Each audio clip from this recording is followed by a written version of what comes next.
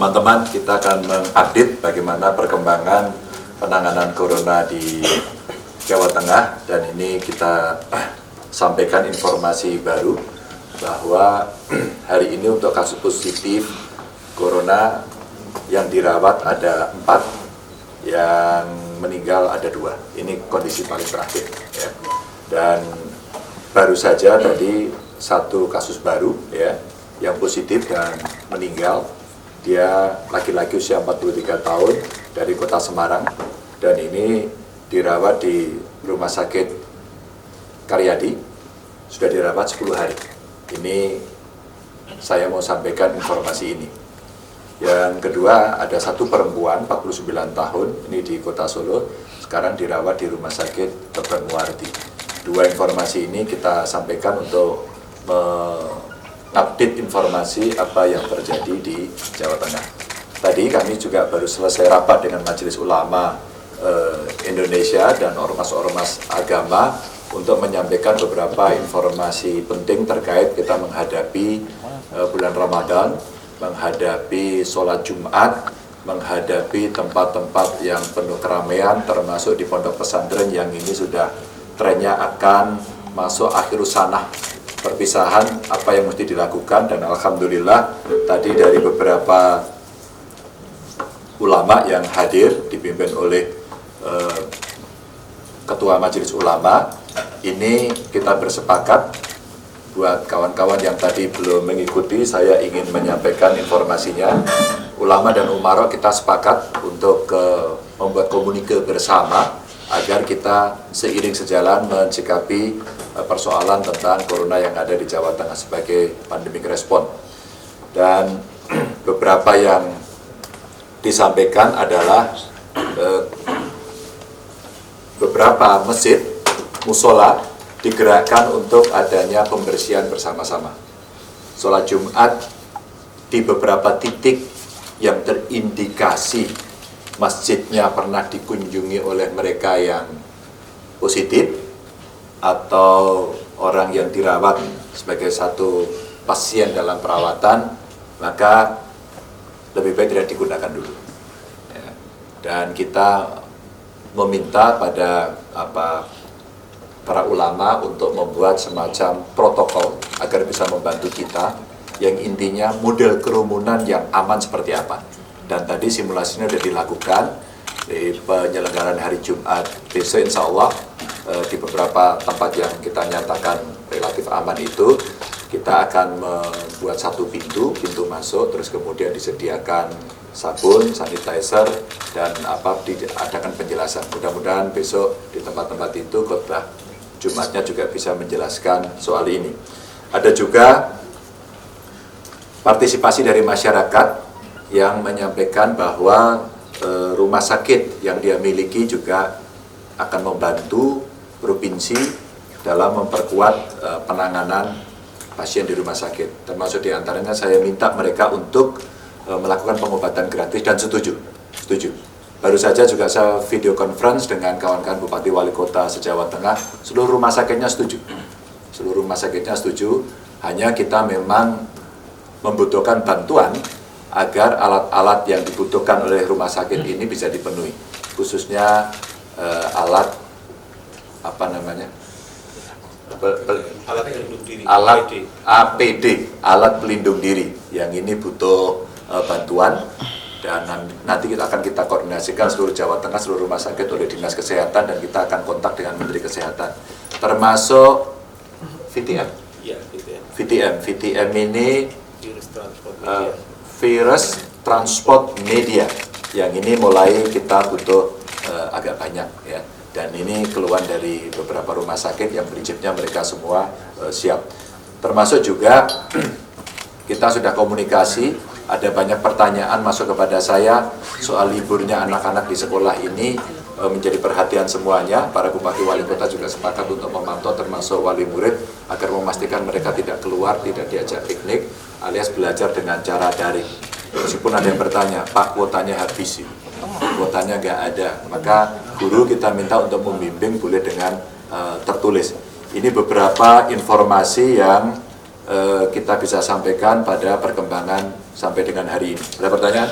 Pak, untuk total berarti berapa Pak untuk yang positif? Yang kasus positif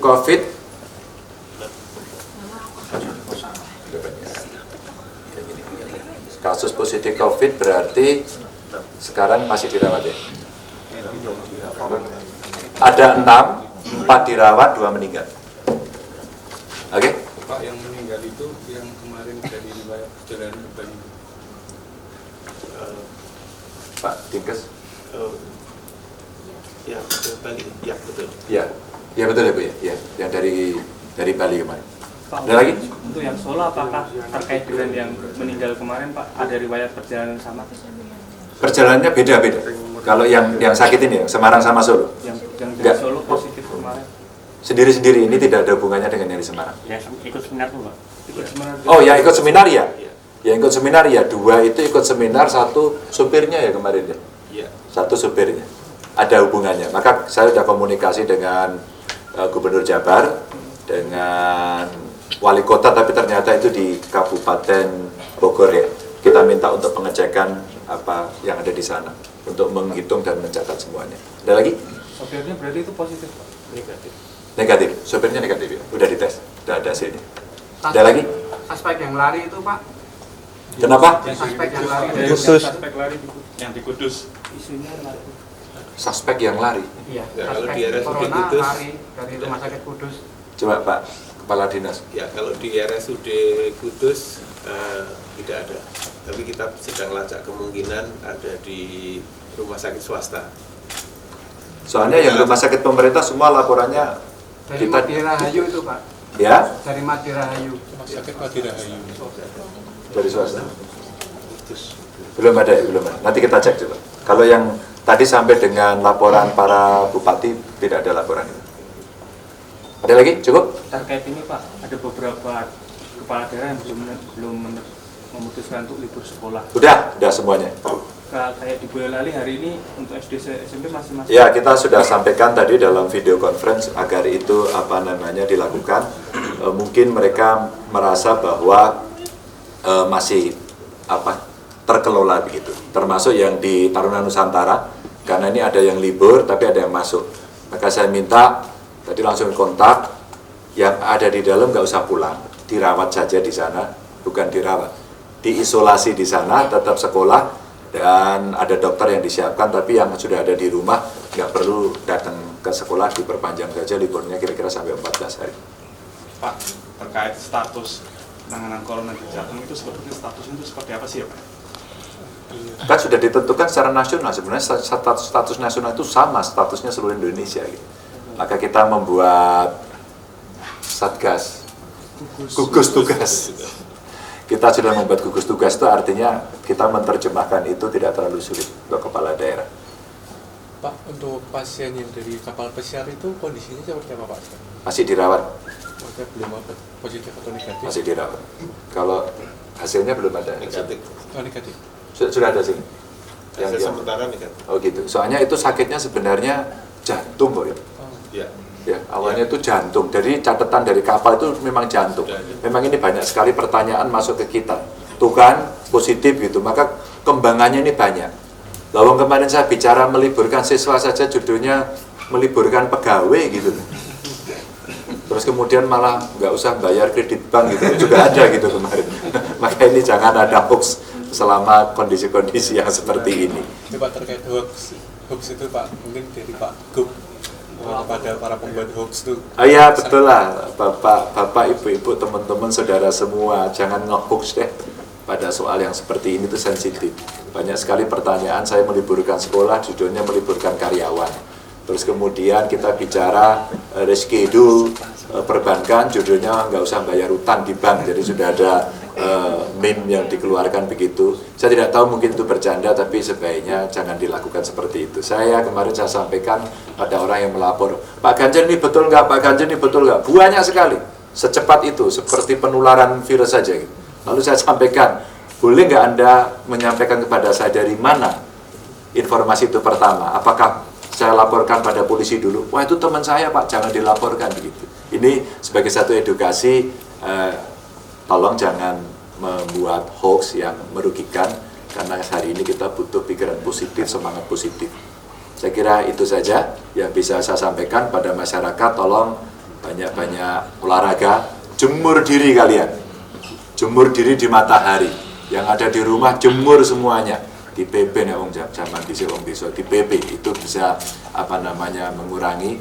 Makan vitamin C, ya, buah-buahan yang banyak, antioksidan yang banyak, ya, biar kita punya benteng perlawanan yang bagus dari dalam, ya. Itu terkait pengujian laboratorium udah di lembaga terdekat sudah efektif atau belum, dan Pemprov apa mengajukan agar di Semarang ini Pak untuk wilayah Pantura agar lebih dekat itu Pak? Belum, yang sudah dibuka sekarang Jogja ya. Kita lagi nyiapin untuk kita bisa sendiri di beberapa rumah sakit di Jawa Tengah. Kita lagi nyiapin itu. Jadi peralatan apa yang dibutuhkan, terus kemudian regulasi yang ada. Tapi prinsipnya pemerintah sudah buat dan Jawa Tengah sudah saya siapkan, sudah saya minta untuk dinas untuk menyiapkan itu agar kita punya sendiri Mas. Tidak untuk hari ini juga sih, untuk ke depan juga. Begitu ya teman-teman ya. Jumlah PDP di Jakarta totalnya Mas. Ya? Sampai PDP. ODP-nya dulu ya. Iya. ODP kita 1005. ODP ya. Terus PDP-nya 69. Yang masih dirawat 42, yang pulang sehat 24. Begitu? Oke? Baik teman-teman, terima kasih. Jaga kesehatan selalu, jangan terlalu dekat ya. Cuci tangan terus, yang rajin. Periksa diri. Assalamualaikum warahmatullahi wabarakatuh.